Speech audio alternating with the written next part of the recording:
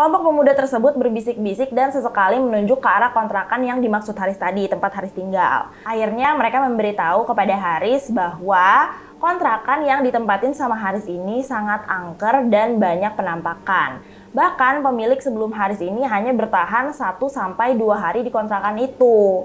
Jadi menurut keterangan mereka, nggak ada seseorang pun yang betah tinggal di kontrakan itu dalam waktu yang lama. Makanya mereka tuh sempat kaget banget karena baru Haris inilah orang yang berhasil menetap di sana dalam waktu 2 minggu.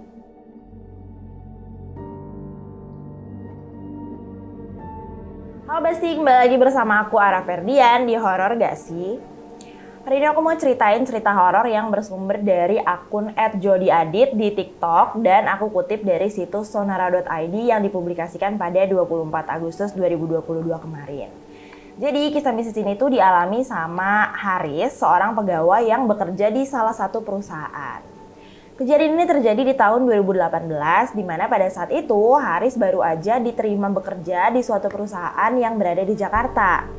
Nah, karena Haris ini berasal dari Jawa Barat, jadi dia ini harus mencari kontrakan yang lokasinya nggak jauh dari kantornya. Singkat cerita, akhirnya Haris mendapatkan sebuah kontrakan yang nggak jauh dari kantornya dan juga harga sewa per bulannya tuh murah. Kontrakannya sama kayak kontrakan umum pada biasanya, terdiri dari 3 petak yaitu ruang tamu, kamar, dan dapur, jadi 3 sekat gitu. Di suatu malam, Haris nongkrong di warung depan kontrakannya karena dia ngelihat ada sekelompok pemuda di warung itu dan akhirnya mereka pun berkenalan. Sekelompok pemuda itu tuh nanya sama Haris, tinggal di mana gitu. Dan langsung dijawab sama Haris kalau dia tinggal di sebuah kontrakan, udah tinggal di sana selama 2 minggu sambil nunjuk ke arah kontrakannya. Itu saya tinggal di sana udah 2 minggu gitu. Nah, pas Haris ngasih tahu kayak gitu, kelompok pemuda ini tuh langsung heran dan muka mereka tuh kayak langsung berubah. Nah, ditanya lagi lah sama mereka buat mastiin, serius udah tinggal di situ 2 minggu katanya. Kelompok pemuda tersebut berbisik-bisik dan sesekali menunjuk ke arah kontrakan yang dimaksud Haris tadi, tempat Haris tinggal. Karena penasaran sama tingkah anak-anak muda ini, akhirnya Haris bertanya kepada mereka apa yang sebenarnya terjadi di kontrakannya selama ini.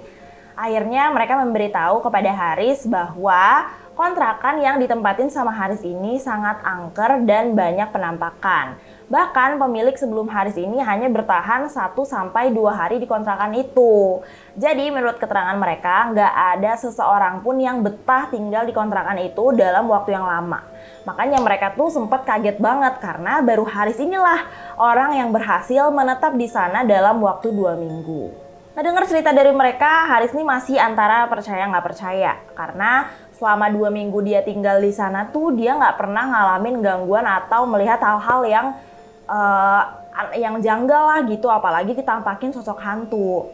Walaupun awalnya dia sempat sedikit percaya sih, karena muka dari anak-anak muda ini tuh serius banget pas ceritain soal keangkeran di kontrakannya. Tapi tetap Haris nggak ambil pusing dan tetap mencoba untuk positive thinking. Udahlah gitu, mungkin bercanda gitu, atau mungkin sekarang udah nggak lagi gitu. Singkat cerita, Haris gak ngalamin gangguan di kontrakannya. Hingga pada waktu menginjak 3 minggu dia tinggal di situ, ada suatu kejadian yang membuat dia langsung cabut dari kontrakannya itu.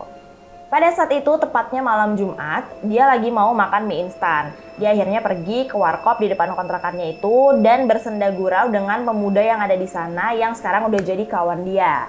Pas dia pulang ke kontrakannya, salah satu temannya nanya, "Riz, lu sendirian aja?" Gitu. Dijawab sama Haris, "Iyalah, emang sama siapa lagi, gue sendirian doang." Terus kata temennya, "Nggak apa-apa, barangkali malam ini jadi berdua," gitu. Sambil ketawa dan bercanda layaknya ya seorang teman pada biasanya gitu, yang ledekin. Langsung aja Haris balik ke kontrakannya. Pas sampai di kontrakan, dia mau membuka kunci dari pintu. Nah, setelah kuncinya ini di posisi kebuka, ada sesuatu keanehan di mana pintunya ini masih belum bisa terbuka walaupun udah didorong keras sama Haris. Jadi kuncinya ini udah posisinya kebuka, nggak kekunci lagi. Tapi pas mau dibuka tuh kayak ada sesuatu yang nahan di dalam gitu loh. Akhirnya Haris berusaha sekuat tenaga sambil memastikan lagi apa masih terkunci atau enggak. Jadi dicoba-coba lagi sama Haris.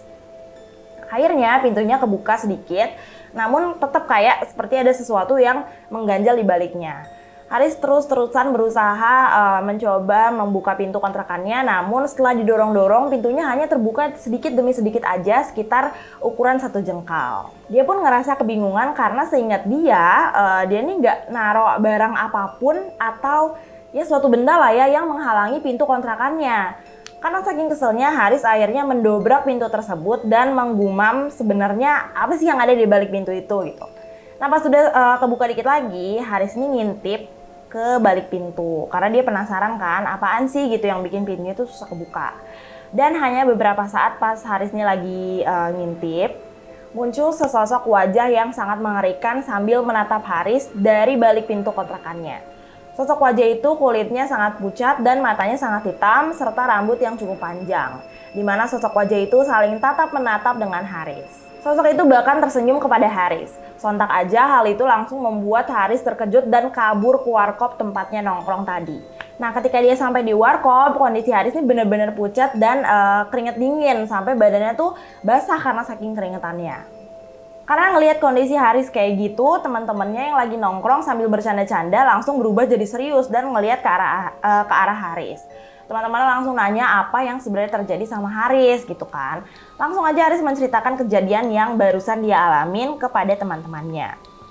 Akhirnya mereka semua beramai-ramai datang ke kontrakan Haris dan setelah dicek emang bener gak ada apa-apa, gak ada benda berat yang berada di balik pintu kontrakannya, termasuk juga sosok yang mengerikan tadi, which means sosok tersebut udah menghilang. Karena kejadian mengerikan di malam itu, Haris gak berani tidur di kontrakannya dan numpang tidur di salah satu rumah temennya. Nah ketika pagi harinya, Haris sampai izin gak berangkat ke kantor karena dirinya langsung bergegas untuk pindah dari kontrakan tersebut. Nah buat para Basti yang mungkin punya pengalaman sama kayak Haris ini atau pengalaman mistis lainnya, boleh banget diceritain ke aku dan tulis di kolom komentar. Makasih banyak udah nonton video ini, jangan lupa untuk like, comment, subscribe, dan turn on post notification biar kalian gak ketinggalan setiap kita upload video baru. See you!